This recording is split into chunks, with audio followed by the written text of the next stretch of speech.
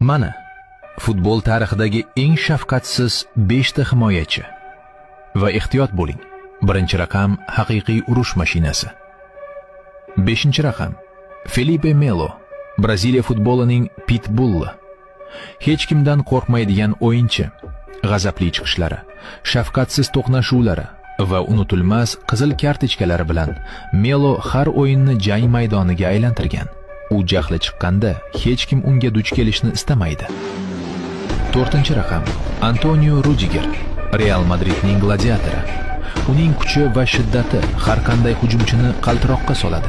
Raqiblarini ataylab jarohatlaganlikda ayblangan Rudiger maydonda qo'rqinchli shaxsga aylangan.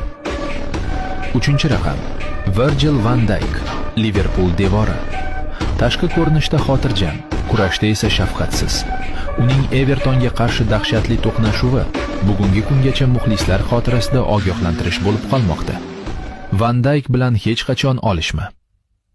2-raqam Sergio Ramos, ham qo'rqilgan, ham hurmat qilingan afsona.